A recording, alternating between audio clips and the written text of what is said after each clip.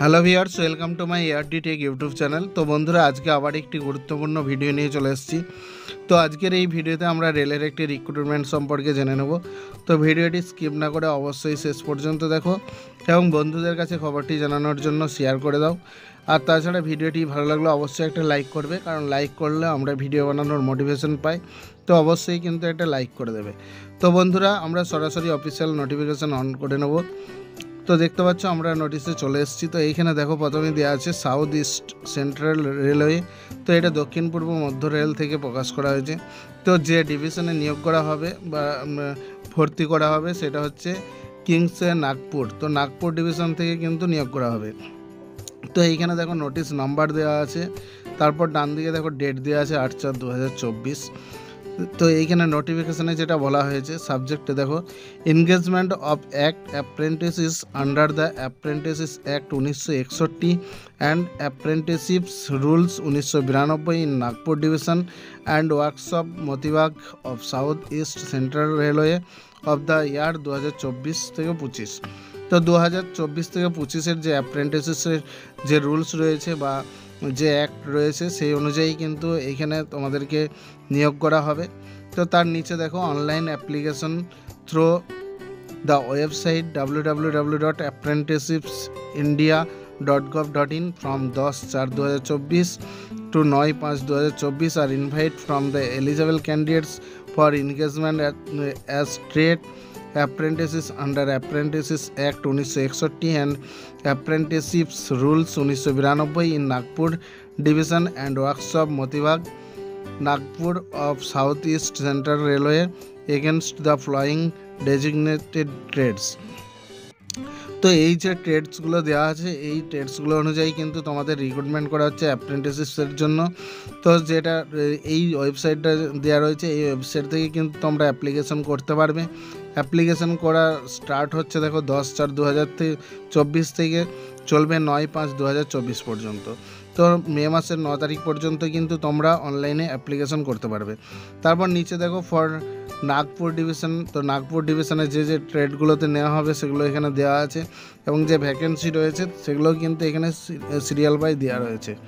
তো প্রথমেই দেখো ফিটারে এখানে তোমার টোটাল ভ্যাকেন্সি রয়েছে 90টি, অর্থাৎ নাগপুর ডিভিশনের জন্য। তো সেখানে ইউআর ক্যাটাগরির জন্য নেওয়া হচ্ছে 36, SC 14, ST নেওয়া হচ্ছে 7, OBC 24, EWS 9। যেখানে ফিজিক্যাল হ্যান্ডিক্যাপের জন্য নেওয়া হচ্ছে 4, এক্স সার্ভিসম্যানের জন্য নেওয়া হচ্ছে 9। তো বুঝতে পারছো ফেটারেই কিন্তু টোটাল 90টার মধ্যে এইভাবে ক্যাটাগরি ওয়াইজ ভাগ করে দেওয়া আছে। তারপরে দেখো 2 নম্বরে কার্পেন্টার। তো সেইখানেও কিন্তু 30টি ভ্যাকেন্সি রয়েছে। তো এইখানে আনরিজার্ভের ক্ষেত্রে 12, SCর ক্ষেত্রে রয়েছে 5, ST রয়েছে 2, OBC 8, EWS রয়েছে 3, PHদের জন্য রয়েছে 1, এক্স সার্ভিসম্যান 3। তো এইভাবে কিন্তু কার্পেন্টারের দেওয়া আছে। ওয়েল্ডারে দেখো দেওয়া আছে 19টি, টোটাল ভ্যাকেন্সি রয়েছে 19টি। তারপর দেখো COPA। তো এইখানে যে টোটাল যে ভ্যাকেন্সিটি রয়েছে সেখানে রয়েছে 114টি। ইলেকট্রিশিয়ানে রয়েছে 185টি। তারপরে দেখো স্টেনোগ্রাফার ইংলিশ অথবা স্টেনোগ্রাফার অ্যাসিস্ট্যান্ট, সেখানে কিন্তু 19টি নেওয়া হচ্ছে। যেখানে ইউআর ক্যাটাগরির জন্য 8, SCর জন্য 3, ST 1, OBC 5, EWS 2। তো এখানে টোটাল রয়েছে কিন্তু 19টি ভ্যাকেন্সি। তারপর দেখো প্লাম্বার, সেখানেও রয়েছে কিন্তু 24 ভ্যাকেন্সি। তারপরে আছে দেখো পেন্টার। তো পেন্টারেও কিন্তু এখানে 40টি ভ্যাকেন্সি রয়েছে। ওয়্যারম্যানের ক্ষেত্রে রয়েছে 60টি ভ্যাকেন্সি। ইলেকট্রিশিয়ান মেশিন মেকানিক যেটা রয়েছে তার জন্য রয়েছে 12টি সিট এবং ডিজেল মেকানিকের জন্য রয়েছে 90টি শূন্যপদ। এইভাবে কিন্তু তোমাদের সমস্ত ক্যাটাগরির যে ক্যাটাগরি ওয়াইজ তোমাদের ট্রেড অনুযায়ী ভ্যাকেন্সিগুলো কিন্তু দেওয়া আছে। তো এর লিঙ্ক আমরা ডেসক্রিপশানে দিয়ে রাখবো, যেখান থেকে তোমরা এই নোটিশটি ডাউনলোড করতে পারবে। তো সেখান থেকে তোমরা কোন ক্যাটাগরির জন্য অ্যাপ্লাই করতে যাও এবং তাতে কত শূন্যপদ রয়েছে সেগুলো কিন্তু তোমরা পেয়ে যাবে। তো তারপরে একটু নিচের দিকে চলে আসবো। তো এখানে 2 নম্বরে যেটা বলা হয়েছে for workshop Moti Bagh establishment number যেটা দেওয়া রয়েছে এখানে। তারপর দেখো এই ধারে ট্রেড দেওয়া আছে এবং টোটাল ভ্যাকেন্সি কত সেগুলো সমস্ত কিছু দেওয়া আছে। তো এইখানে মতিবাগ ওয়ার্কশপে যেগুলো নিয়োগ করা হচ্ছে সেটা হচ্ছে ফিটারে টোটাল ভ্যাকেন্সি রয়েছে 35টি। ও তারপরে দেখো 2 নম্বরে ওয়েল্ডারে থাকছে 7টি ভ্যাকেন্সি। কার্পেন্টারে রয়েছে 4টি, পেন্টারে রয়েছে 12টি, টোনারে রয়েছে 2টো এবং সেক্রেটারিয়াল স্ট্রেনো যেটা রয়েছে সেখানে কিন্তু 3টি ভ্যাকেন্সি রয়েছে। ইলেকট্রিশিয়ানে রয়েছে 10টি ভ্যাকেন্সি। তো টোটাল তোমাদের এখানে 73টি কিন্তু ভ্যাকেন্সি রয়েছে মতিবাগ ওয়ার্কশপে। তো এইখানে দেখো নোটে যেটা বলা রয়েছে, vacancy above may be increase অথবা decrease with the descriptions of administrations if necessary. তো তোমাদের এই যে ভ্যাকেন্সিগুলো দেওয়া রয়েছে এগুলো কিন্তু প্রয়োজন মতো বাড়তেও পারে অথবা কমতেও পারে। 2 নম্বরে দেখো এলিজিবিলিটি কন্ডিশনস। তো এখানে এজ যেটা বলা হয়েছে 10/4/2024 মধ্যে 15 থেকে কিন্তু 24 বছর হতে হবে এবং আপার এজ যেগুলো রয়েছে সেগুলো কিন্তু এইখানে ছাড় পাওয়া যাবে। তো সেগুলো দেখো 2.3-তে বলে দেওয়া হয়েছে। The date of birth community wise is furnished below. তো কমিউনিটি অনুযায়ী যে বয়সের ছাড় রয়েছে বা ডেট অফ বার্থ থাকতে হবে সেগুলো কিন্তু এখানে তোমাদেরকে বলে দেওয়া হয়েছে। তো 1 নম্বরে দেখো আনরিজার্ভ ক্যাটাগরির জন্য ডেট অফ বার্থ হতে হবে 10/4/2000 থেকে 10/4/2009 মধ্যে। ওবিসির ক্ষেত্রে 10/4/97 থেকে 10/4/2009 পর্যন্ত। SC STর ক্ষেত্রে 10/4/95 থেকে হতে হবে 10/4/2009 পর্যন্ত। এক্স সার্ভিসম্যানের ক্ষেত্রে সেটা লাগছে 10/4/90 থেকে 10/4/2009 পর্যন্ত।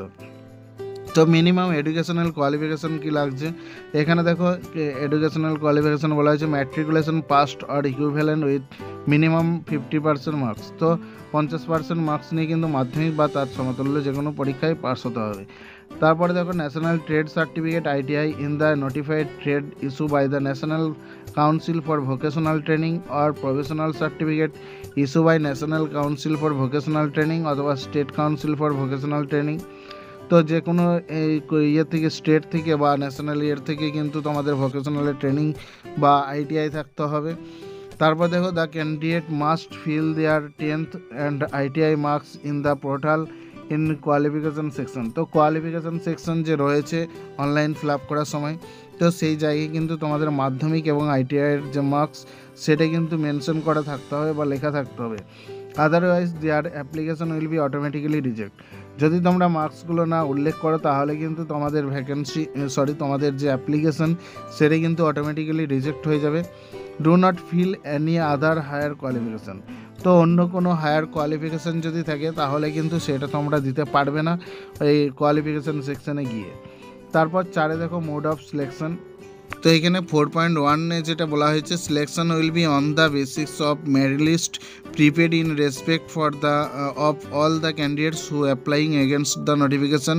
The merit list will be prepaid on the basics of percentage of marks in matriculations plus ITI marks in the trade in which apprenticeships is to be done. তো তোমরা যে ফর্ম ফিল আপ করেছো সেই form fill আপের ভিত্তিতে মাধ্যমিক এবং ITI পাসের যে নাম্বার রয়েছে সেগুলো অ্যাড করে যেটা হবে সেই অনুযায়ী কিন্তু তোমাদের মেরিট লিস্ট প্রকাশ করা হবে। 4.2-তে যেটা বলা হয়েছে, in case of 2 candidates having the marks the candidates with older age shall be preferred. তো তোমাদের যদি একই মার্কস হয়ে থাকে তাহলে সেই ক্ষেত্রে যার বয়স বেশি হবে তাকেই কিন্তু প্রিফার্ড করা হবে। In case the dates of birth are also same then the candidates who passed matriculation exam earlier shall be considered first। তো যদি তোমাদের বয়স একই হয় সেই ক্ষেত্রে কিন্তু যে আগে মাধ্যমিক দিয়ে থাকবে তাকেই কিন্তু প্রিফার্ড করা হবে।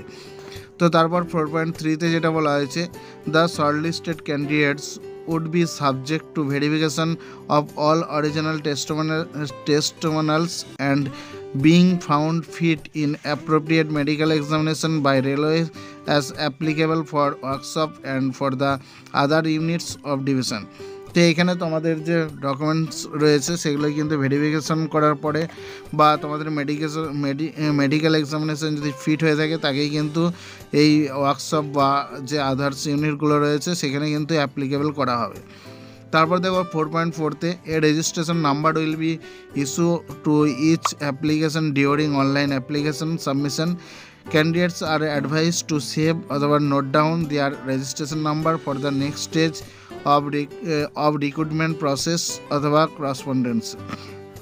তো তোমাদের অনলাইন অ্যাপ্লিকেশন করার সময় একটা রেজিস্ট্রেশন নাম্বার জেনারেট হবে, সেটিকে সেভ করে রাখতে বলছে বা নোট ডাউন করতে হবে যাতে পরবর্তী স্টেজগুলোতে তোমাদের কোনো অসুবিধা না হয় বা পরবর্তী স্টেজগুলো প্রসেস করা যেতে পারে। তারপর 5 নম্বরে দেখো যেটা বলা হয়েছে, candidates have to candidates have to choose either Nagpur division or Moti Bagh workshop. তো এইখানে তোমাদেরকে দুটি চুজ করতে হবে। 1 নম্বরে যেটা দেওয়া আছে নাগপুর ডিভিশন এবং 2 নম্বরে দেওয়া আছে মতিবাগ অথবা ওয়ার্কশপ অথবা নাগপুর। তো এইখানে কিন্তু তোমাদের 1 বা 2 নম্বর চুজ করতে হবে। তারপর দেখো 6 নম্বরে যেটা বলা হয়েছে ট্রেনিং অ্যান্ড স্টাইপেন্ড। তো 6-এর 1-এ দেখো বলা আছে the training will be regulated according to standard অথবা syllabus issue by central apprenticeships council. The candidates undergoing training will be eligible for stipend as per prescribed rates. Stipend rate RS 8,500 for 2 years ITI course and RS 7,700 for 1 years ITI course। তো এইখানে কিন্তু তোমাদের অ্যাপ্রেন্টিসশিপস counselling থেকে তোমাদেরকে যে ট্রেনিংয়ের সাথে সাথে স্টাইপেন্ড দেওয়া হবে। তো এখানে যাদের 2 বছরের আইটিআই কোর্স করা আছে তাদেরকে 8,500 টাকা দেওয়া হবে এবং যারা 1 বছরের আইটিআই করা আছে তাদেরকে কিন্তু 7,700 টাকা দেওয়া হবে। তো তারপর দেখো the duration of training period will be 1 years only. তো এখানে কেবলমাত্র 1 বছরের জন্যই কিন্তু তোমাদের ট্রেনিং হবে এবং সেই ট্রেনিংয়ের শেষে কিন্তু তোমাদের সার্টিফিকেট দেওয়া হবে, যেই সার্টিফিকেটটা তোমাদের পরবর্তীকালে কাজে লাগবে। তারপরে দেখো নিচের দিকে চলে আসবো। এইখানে দেখো standard of fitness for the divyang person. তো এইখানে যারা পিডাব্লিউডি রয়েছে তাদের যে সার্টিফিকেট রয়েছে সেই সার্টিফিকেটগুলো কিন্তু তোমাদের এই বোর্ডগুলো থেকে নিতে হবে। যেটা বলা হয়েছে দেখো I medical board duly constituted by the central or state government including one specialised in the particular field for অ্যাসেসরিং ডিসেবিলিটি। তারপর দেখো 10-এ যেটা বলা হয়েছে last date for submission of application. The online application completed in all respect can be submit through online from 10/4/2024 থেকে 9/5/2024। তো এখানে কিন্তু তোমাদের 10/4/2024 থেকে শুরু হয়ে গেছে এবং সেটা মে মাসের 9 তারিখ পর্যন্ত কিন্তু তোমরা করতে পারবে। তো তারপর দেখো এদিকে নিচের দিকে চলে আসবে, এখানে ইম্পর্টেন্ট জেনারেল ইনস্ট্রাকশনস। তো ইনস্ট্রাকশনস কিছু দেওয়া আছে, এগুলো চাইলে তোমরা পড়ে নেবে। এখানে প্রথমে দেখো যেটা বলা আছে application must be submit online only on the web address. তো এখানে ওয়েব অ্যাড্রেসটা দেওয়া আছে www.apprenticeshipsindia.gov.in। তো এই ওয়েবসাইটে গিয়ে কিন্তু তোমরা অ্যাপ্লিকেশন করতে পারবে। তো এবারে আমরা একবারে লাস্টের দিকে চলে আসবো। এখানে দেখো 13 নম্বরে হেল্প ডেস্ক। তো এখানে যেটা বলা আছে for any problems in the online submission and printing of application send email on. এখানে ইমেল আইডি দেওয়া আছে। তো তোমাদের যদি অনলাইন করার সময় কোনো কিছু সমস্যা হয় অনলাইন সাবমিশন করতে বা প্রিন্ট করতে, তাহলে এই যে ইমেল আইডিটা দেওয়া আছে এই ইমেল আইডিতে যোগাযোগ করতে পারো, অথবা নিচে দেখো একটা হোয়াটসঅ্যাপ নাম্বার দেওয়া আছে 82038830 তো এই নাম্বারে কিন্তু তোমরা হোয়াটসঅ্যাপ করে প্রবলেমগুলো সলভ করতে পারবে।